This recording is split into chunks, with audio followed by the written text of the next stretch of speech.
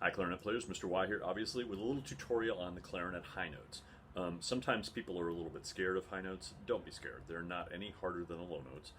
It's just something new, something you have to kind of get used to with the tip and the thumb key in the back and then reading different notes too. But there's not really any reason to be scared of high notes. Really, the key to getting high notes really, really well is, believe it or not, to get really, really good at the low notes first. And what I mean by that is the notes below C on your clarinet, you know. All those notes down there, okay? You have to have a nice big sound down there before you can really get a good sound in the high notes, okay? You have to have fairly strong lips to be able to get the high notes. Your reed has to be a little bit stronger usually, at least maybe a 2.5, maybe a 3. Probably 2s and 1.5s aren't going to really work, so you need to kind of get your lips in good shape first.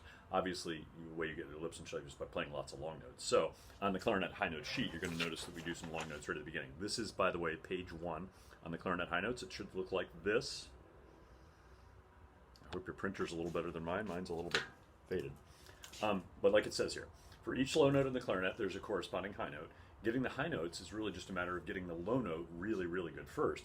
Then tipping your thumb key slightly to get to the high note. Remember, when you tip your thumb key, guys, you do have to keep it on the hole. You can't uncover the hole and do this. Okay? You have to keep it on the hole and just tip your thumb slightly to open up that key. That's what it's all about. Make sure that you have a really clear big sound for the low note. After that, it's just about learning to read the different notes, and that's an entirely different thing, which we'll talk about in a little while, okay? But you can see, like number 1, all I've got is I've got a C, and then a B flat, first finger, and then back to a C. And I'd like you to be able to hold it for 10 seconds there, so we're going to count down just now, okay? Here we go, number 1, please. C, and then B flat, remember, is your first finger, not your second finger. That's B natural. Okay, B flat is what we're talking about here. Okay, here we go, number 1. 1, 2, ready?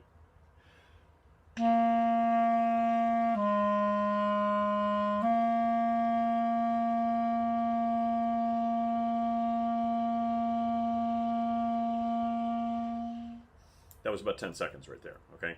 On all of these exercises, you really shouldn't go on to the next one until you've conquered the first one so that you can really get a really good long sound there, okay? Long notes like that are really a great way to get your lips in shape, and if your lips aren't in shape, you're not going to be able to play the high notes, okay? Number 2, moving along, is the C, and then the B flat, and then it goes down one more note to the low A, so 2 fingers down here, of course. Then back to the B flat, and back to the C, and again, we're going to hold it for 10 seconds. Okay, here we go. 2, ready?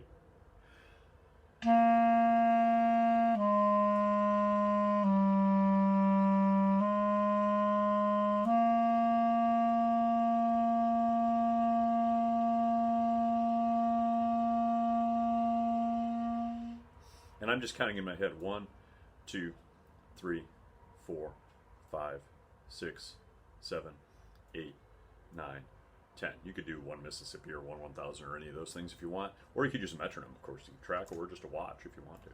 Okay.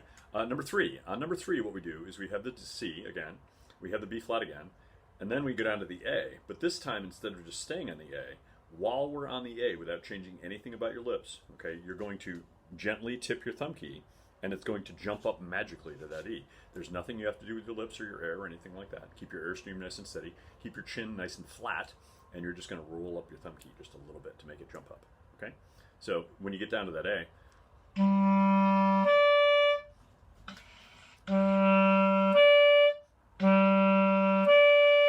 it actually just kind of happens magically all by itself if you've got everything in place. If you've got your fingers really covered up and you've got a nice airstream there and a nice big sound, the E will happen all by itself. Okay, here we go, number 3. And by the way, I'm going to hold that high E for 10 seconds too. Okay, here we go. 1, 2, ready?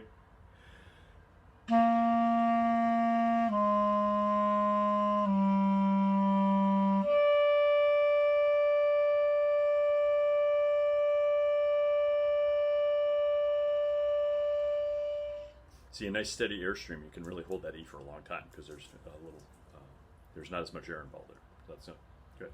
Okay. When we move on to number 4, what we're doing is we're adding one more note on the bottom. So you've got C, you've got B flat, you've got A. Now we're going down to G, so we're adding that 3rd finger on your right hand. Okay, and then coming back up to A and B flat and then C.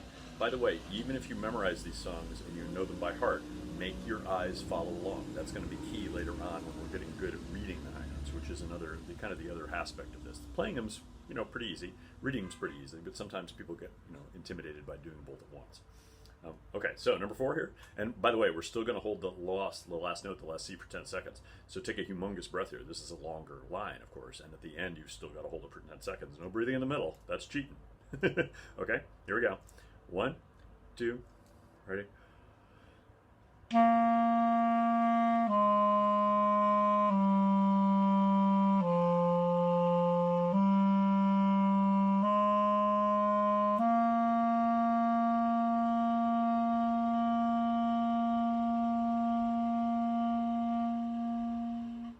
By the way, I'm kind of bouncing a little bit to show you guys the tempo in my brain while I'm doing this. You don't have to do that. Don't do that, in fact, because it's probably harder to keep it nice and steady if you're doing that. I'm just kind of showing you the tempo. Since I can't talk it while I'm playing, I'm kind of conducting you that way, okay? Now, again, don't go to number 5 until you've really mastered number 4, and you can get that last long note for a full 10 seconds with a nice big sound, okay? Number 5, what we're doing is we're doing C, and then B flat, and then A, and then G, and this time we're leaping from the G up to the D by tipping the thumb key. Okay, you can see it's the same fingering with the register key. This thumb key, by the way, is really called the register key. That's what it's really called. Okay, so here we go, number 5. 1, 2, ready?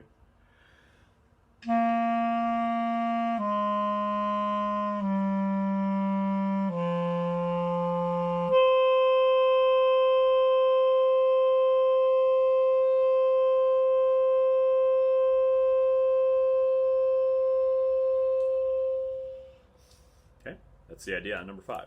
Now, again, don't do these. Don't move on to the next one until you've really conquered one. And even after you've done this entire page, 1, 2, 3, 4, and 5, you probably want to stay on that for just a couple of good, consistent practice days. Remember, the number of days you practice is more important than the number of minutes. So if you do this every day for, say, a week, and you get to number 5, you know, say, I don't know, 4 out of 5 of those days, 4 out of 7 of those days, you're really good on that, then you might want to move on to page 2. That's totally fine. But I wouldn't do it too early because you want to get really, really good at this. This is the foundation for everything that's going to come later. Okay, so get really good at this before you move on. And again, a small amount of practice time consistently every day or most every day is going to be the way to go. Okay? Good luck with it. Thanks. Bye.